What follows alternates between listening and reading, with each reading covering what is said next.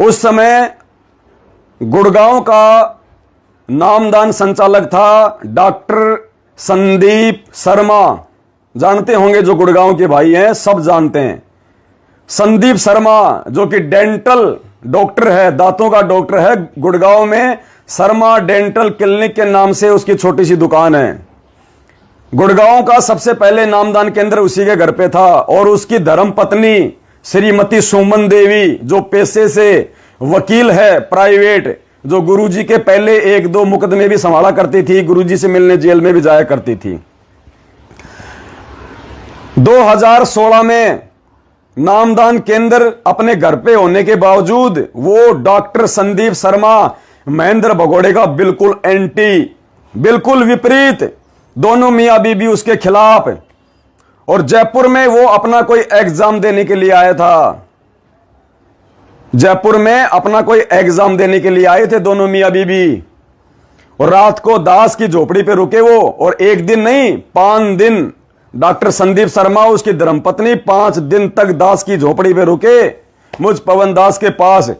और पुण्यात्मा, वहीं से मुझे पहली बार सच्चाई का पता चला था। हकीकत में गुरुजी की बेटी क्या सोचती है गुरुजी के बारे में, गुरुजी का भाई क्या सोचता है, मुझे डॉक्टर संदीप शर्मा ने मंजू की ऑडियो तक सुनाई थी। मंजू की ऑडियो, वो ऑडियो मेरे हाथ नहीं लगी उस समय, वरना उसके मोबाइल से मैं निकाल लेता। पुण्यात्मा, इतने घटिया विचार उस मंजू के अपने बाप के प्रति हैं।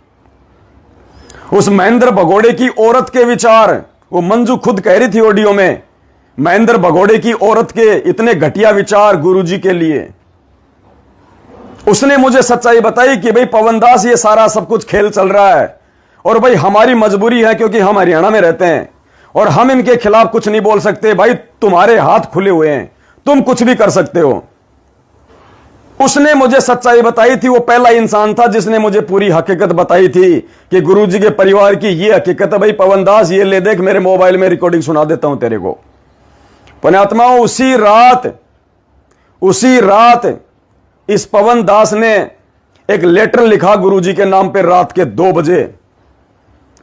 डॉक्टर संदीप शर्मा ने मुझे आश्वासन दिया था कि तेरा लेटर मैं मेरी वकील पत्नी के माध्यम से गुरुजी के पास जेल में भेजूंगा, तुझे जो लिखना है तू लिख के दे दे। पुण्यात्मा, रात को 2 बजे ये पवन दास नीचे गया, अपनी भक्तमती को जगाया। दास रोने लग गया। बोली, क्यों रो रहे हो, रात को क्या हो गया? मैंने कहा, इन बच्चों को भी जगा। 2 बच्चे मेरे छोटे छोटे थे दोनों उस समय, दोनों बच्चों को जगाया रात को 2 बजे। और दास ने पूरा लेटर लिखा, 1.5 पेज का। उस समय दास जंतर मंत्र जाया करता था 2016 में, जब इन मैनेजमेंट वालों ने जंतर मंत्र पे संगत को गुमराह करके बैठाया हुआ था सीबीआई जांच के लिए, और सीबीआई जांच नहीं हो पा रही थी। तो दास ने एक लेटर लिखा था गुरुजी के नाम पे कि हे परमपिता परमात्मा, ये जयपुर से आपका छोटा सा कुत्ता पवन दास, मेरी भक्तमती नीतू देवी और मेरे 2 बच्चे दीपक और लक्की, परमात्मा आपकी सीबीआई जांच सरकार नहीं करवा रही है। और परमात्मा, जब तक सरकार का ध्यान आकर्षित नहीं किया जाएगा, वो आपकी सीबीआई जांच पे ध्यान नहीं देगी, क्योंकि उस समय तक मुझे सच्चाई का नहीं पता था।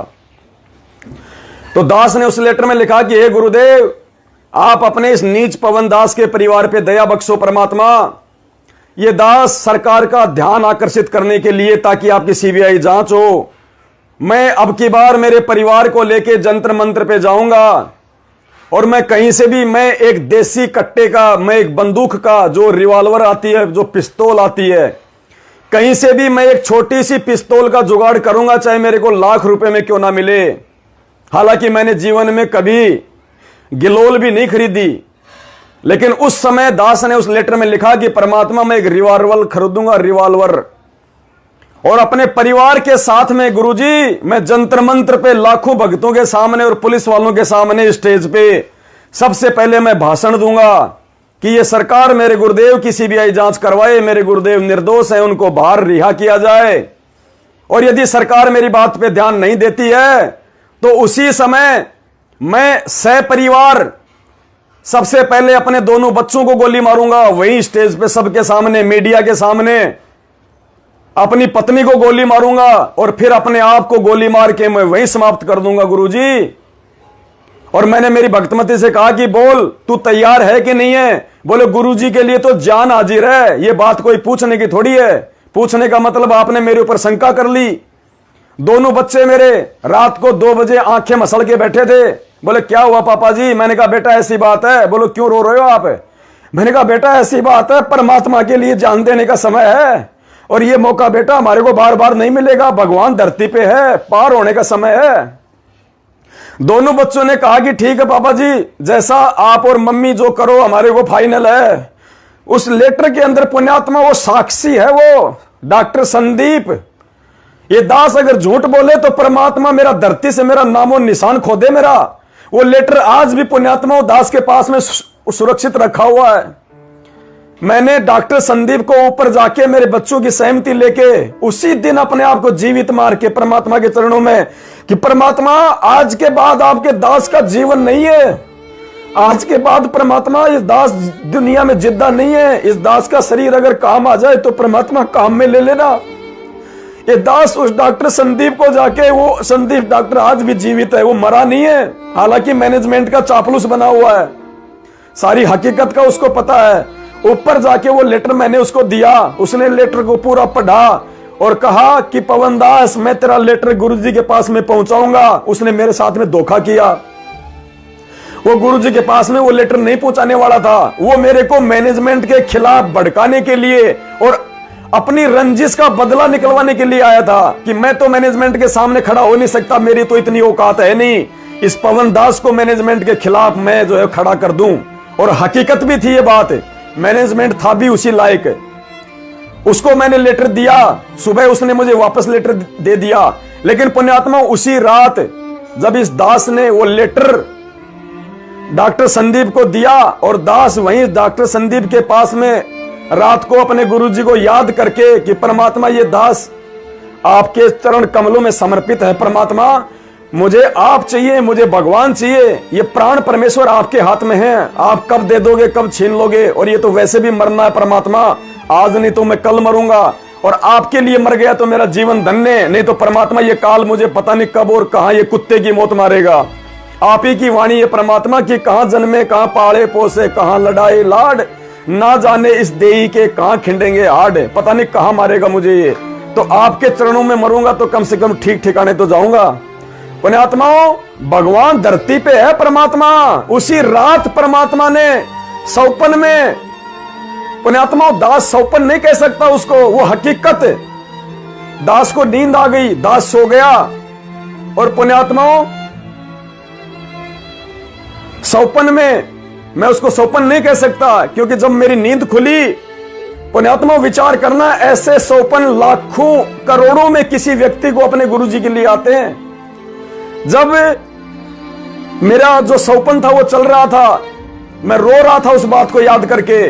मेरी भक्तमती अचानक से आई, अचानक से मेरी भक्तमती आई उस सौपन में, नीचे से मोबाइल लेके और कहा कि भगत जी गुरुजी का फोन आया जेल से। मैंने कहा लाओ, मैंने फोन लिया, मैंने कहा गुरुजी दंडोत प्रणाम। गुरुजी ने आशीर्वाद दिया कि बेटा कैसा है? मैंने गुरुजी ठीक हूं, आपकी दया है परमात्मा।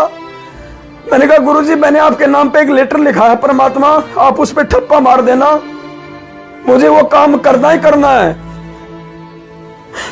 परमात्मा गुरुजी ने कहा कि बेटा तुझे मरने की आवश्यकता नहीं है, मैं तुझे सेवा दूंगा आने वाले समय में, तुझे सेवा करने की जरूरत है। मैंने तुझे मरने के लिए जन्म नहीं दिया, मैंने तुझे लंबा जीवन दान दिया है। बेटा तेरे को सेवा करवानी है मुझसे, और बेटा तेरी ये अर्जी मेरे पास में आ चुकी है, तेरा लेटर मेरे पास में आ गया है। उसी समय परमात्मा से बातें करते करते दास रोने लग गया। और जैसे दास की आंखें खुली, पुण्यात्मा मेरे आंसू वैसे ही चल रहे थे सपन में।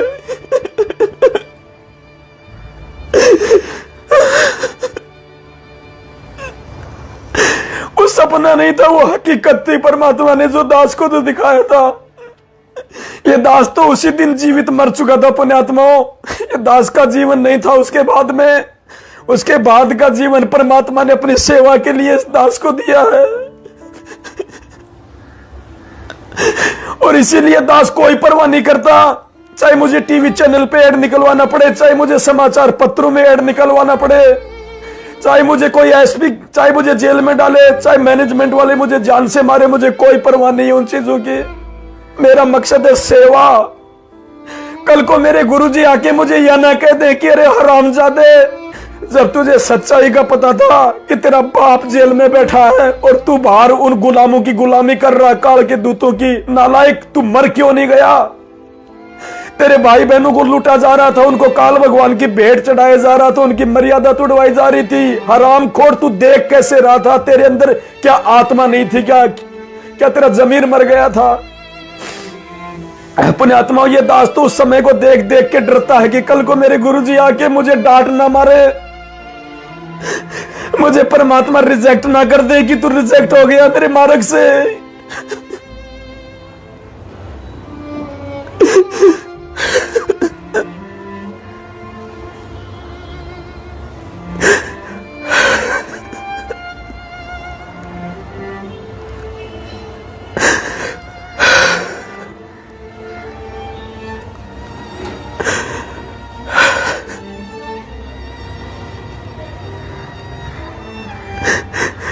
भाई को साथ दे ना दे मुझे कोई परवाह नहीं है, मुझे अकेले ने भक्ति करनी है, मुझे अकेले ने पार होना है। ना मेरे साथ कोई आया था, ना मेरे साथ कोई जाएगा, लेकिन मुझे गुरुजी ने इतना समझा दिया कि बेटा तेरी सेवा और तेरी भक्ति के बलबूते पे तू पार होगा, संगत के साथ में पार नहीं होगा।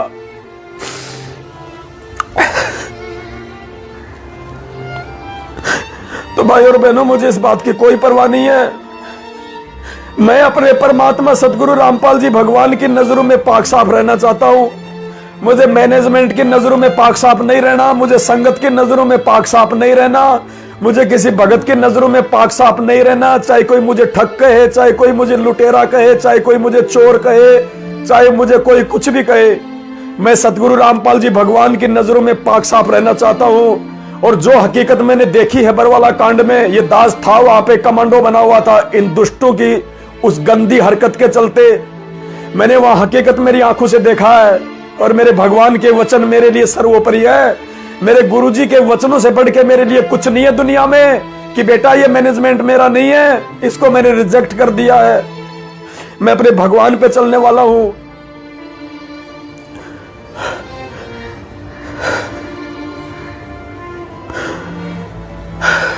इस दास को पुण्यात्मा किसी की परवाह नहीं है। परमात्मा ने मुझे हकीकत से परिचित करा दिया, मुझे सच्चाई का मार्ग दे दिया।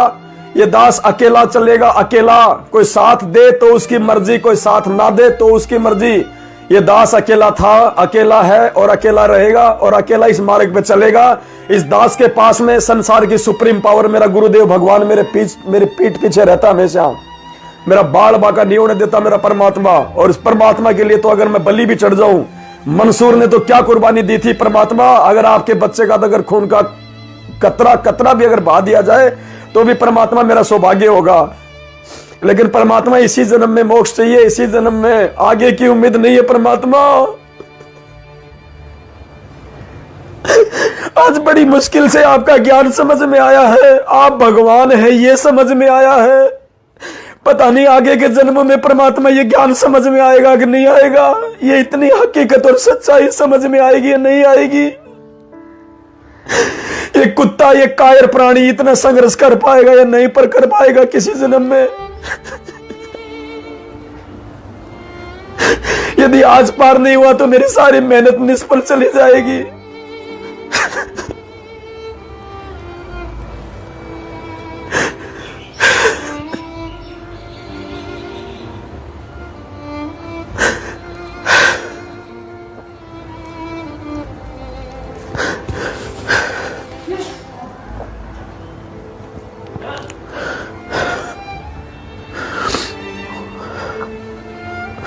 उसके बाद देखो पुण्यात्मा, इन्होंने एक दूसरी न्यूज निकलवाई है सभी समाचार पत्रों में।